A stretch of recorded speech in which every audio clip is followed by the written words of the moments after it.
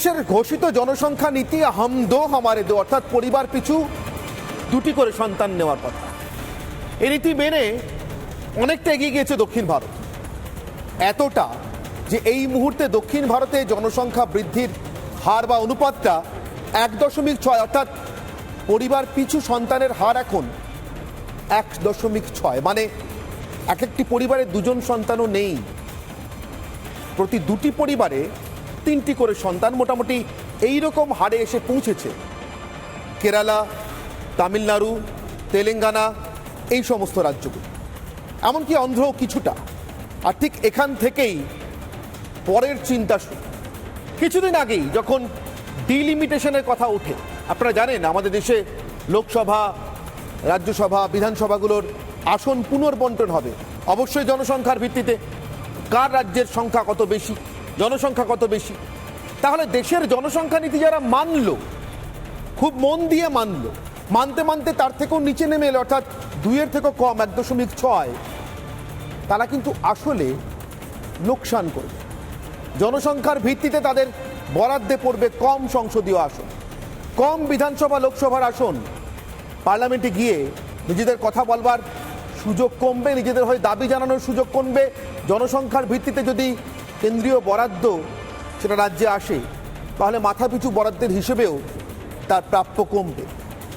আর যারা মানল না বা কম মানল, উত্তরের রাজ্যগুলো, উত্তরপ্রদেশ, বিহারের মতো রাজ্য, পশ্চিমবঙ্গের মতো রাজ্য, যেখানে পুরোপুরি ওই 2% দাঁড়িয়ে থাকা সম্ভব হয়নি, কিছুটা বেশি আছে, কোনো কোনো সম্প্রদায়ের ক্ষেত্রে কিছুটা কম হলেও অন্য সম্প্রদায়ের প্রজনন হার বেশি বলে সেখানে বেশি আছে, সেই সব রাজ্যগুলোর কিন্তু পোয়াবার।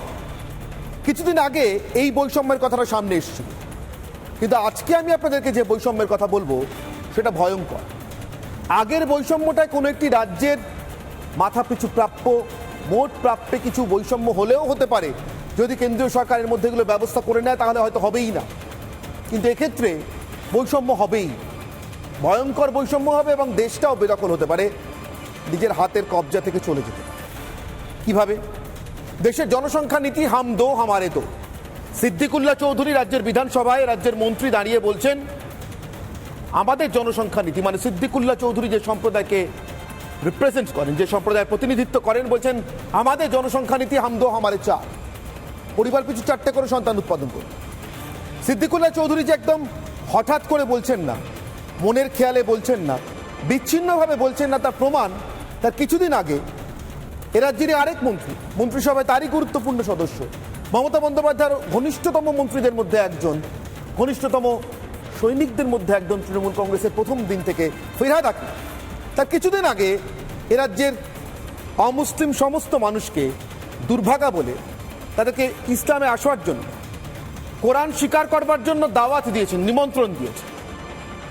আর সিদ্দিকুল্লাহ চৌধুরী এই কথাটা বলার কিছুদিন পর, এখন থেকে 72 ঘন্টা মতো সময় আগে, ফিরহাদ হাকিম স্পষ্ট করে বলেছেন, জনসংখ্যায় বাড়তে বাড়তে বাড়তে বাড়তে একদিন তিনি, তার সম্প্রদায়ের কথা বলছেন, বলেই শুরু করেছেন হামারে কম, আমাদের সম্প্রদায় একদিন এই দেশের যারা মেজরিটি, মানে যারা সংখ্যাগুরু, তাদের থেকেও সংখ্যাগুরু হবেন, এবং এটাই তাদের লক্ষ্য, এটা তারা করেই ছাড়বেন, আল্লাহর কৃপায় তারা এটা করেই ছাড়বে। আর ঠিক এখানেই প্রশ্ন, তাহলে কি মোহন ভাগবত কিছুদিন আগে 3 জন করে সন্তান উৎপাদন করতে বলেছিলেন পরিবারগুলিকে, অন্তত ভাবার কথা বলেছিলেন, যাতে নির্দিষ্টভাবে দেশের অর্থনৈতিক প্রগতি থমকে না যায়। মোহন ভাগবত কিন্তু কোনো সম্প্রদায়ের কথা বলেননি হিন্দুদেরকে পরিবার পিছু 3টি করে সন্তান উৎপাদন করতে, কিন্তু তার ব্যাখ্যা হয়েছিল তাই, যেহেতু আরএসএস প্রধান বলছেন, অতএব সাম্প্রদায়িকভাবে বোধহয় হিন্দুদের বলেছেন যত পারো সংখ্যায় বাড়ো। তিনি বলেছিলেন, কোনো একটি দেশের জনসংখ্যার বৃদ্ধির হার যদি 2.1-এর নিচে চলে যায়, তাহলে আর সেটা রিপ্লেস করা যায় না। মানে যতজন মানুষ বৃদ্ধ হচ্ছেন, যারা উৎপাদনক্ষম থাকছেন না, কর্মক্ষম থাকছেন না, যতজন মানুষ মারা যাচ্ছেন, তাদেরকে রিপ্লেস করবার মতো, অর্থাৎ তাদের পরিবর্তে জনসংখ্যা নতুন করে যোগ হওয়ার মতো নতুন রক্ত আসবে না, যুবকরা আসবেন না, তরুণরা আসবেন না, দেশের অর্থনীতি ঢুকতে শুরু করবে। আপনারা জানেন বিশ্বের বেশ কিছু বড় অর্থনীতি, চীন এই বিপদের মুখে দাঁড়িয়ে একসময় এক সন্তান নীতি চালু করে এখন তারা প্রায় বৃদ্ধদের দেশে পরিণত, জাপান পুরো বৃদ্ধদের দেশে পরিণত, ইউরোপের আরও বেশ কিছু উন্নত অর্থনীতি, তাদের দেশে জনসংখ্যা বৃদ্ধির হার কোথাও 1.3, কোথাও 1.5, যা বিপজ্জনকভাবে বিলুপ্তির দিকে ইঙ্গিত করছে। কারণ জনসংখ্যা বিশারদরা বলেন যে জনসংখ্যা বৃদ্ধির হার 2-এর নিচে নেমে যাওয়া বা 1.98-এর দিকে চলে যাওয়াটাও রীতিমতো বিপজ্জনক। জনগোষ্ঠীটা আস্তে আস্তে লুপ্ত হয়ে যেতে পারে। তার মানে আপনার জনগোষ্ঠী আপনি লুপ্ত করার দিকে এগোচ্ছেন।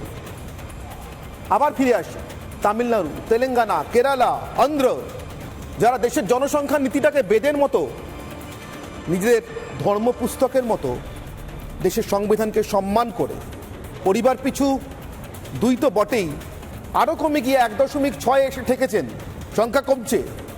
আর এদিকে কেউ বলছেন 4, পরিবার পিছু 4, তার পাশেই তার সহকর্মী বলছেন এরকমভাবে একদিন সংখ্যাগুরুর থেকেও সংখ্যাগুরু হব। সোজা কথায় সংখ্যা দিয়ে দেশ দখলের ছক।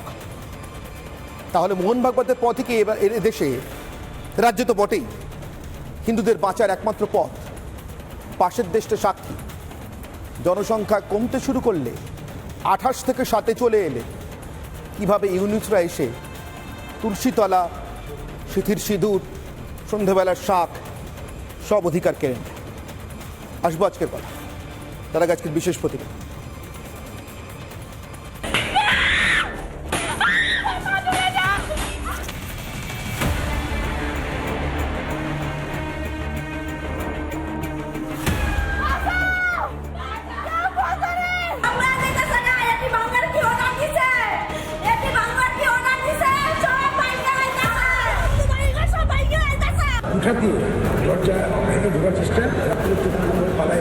ওনার পরিস্থিতি অনেক জটিল, বাড়িঘর যেখানে আছে ভাঙচুর, জ্বালাও পোড়াও।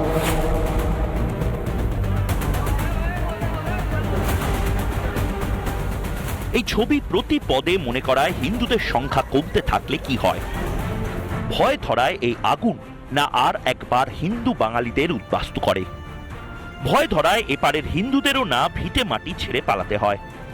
ভয় ধরার কারণ আছে বই কি।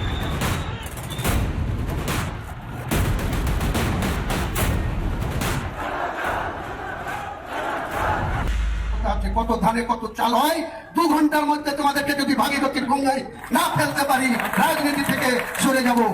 কত ধানে কত চাল হয়, 2 ঘন্টার মধ্যে তোমাদেরকে যদি ভাগীরথীর গঙ্গায় না ফেলতে পারি রাজনীতি থেকে সরে যাব। अगर हम अपने आप को माइनॉरिटी नहीं सोचते हैं, हम सोचते हैं अगर अल्लाह की रहमत है हमारे ऊपर, अगर तालीम हमारे साथ है, तो हम एक दिन मेजॉरिटी से भी मेजॉरिटी हो सकते हैं। চীনের সঙ্গে লড়াই করতে গেলে চীনের সম আপনার পরিমাণের মানে জনসংখ্যা আনতে গেলে হাম তো আমার 4 দরকার, হাম তো আমার 2 হবে। এ বাংলার শাসক দল কখনো বলছে কেটে ভাসিয়ে দেওয়ার কথা, কখনো স্রেফ ধর্মের পরিচয়ে সংখ্যা গুরু হতে চাইছে, বিচার করতে চাইছে। সংখ্যা বাড়াতে 4 সন্তানের দাওয়াই দিচ্ছে। ভয়ঙ্কর ভাবে বাড়ছে হিন্দু বিদ্বেষের বিষ। উপায় কি? সংঘ প্রধান মোহন ভাগবত বলছেন উপায় সংখ্যা দিয়েই সংখ্যার সঙ্গে লড়াই। বলছেন প্রত্যেক হিন্দু দম্পতির উচিত 3 সন্তান নেওয়া, তবেই হিন্দু জনসংখ্যা বাড়বে। কিন্তু বিশ্বের 3য় অর্থনীতি হতে যাওয়া দেশ জনসংখ্যা নিয়ে প্রতিযোগিতামূলক নীতি নিতে পারে কি? সংখ্যায় 2 হোক অথবা 4, খাওয়াতে পড়াতে হবে তো, সঙ্গে চাই শিক্ষা। তাই বিদ্বেষের সঙ্গে লড়তে, দেশ দখলের চক্রান্তের সঙ্গে লড়তে জনসংখ্যা নিয়ন্ত্রণে এবার নীতি নয়, আইন চাইবার দিন এসেছে কি, যে আইন মানতেই হবে, না হলে নাগরিক অধিকার ছাড়তে হবে। রিপাবলিক বাংলা।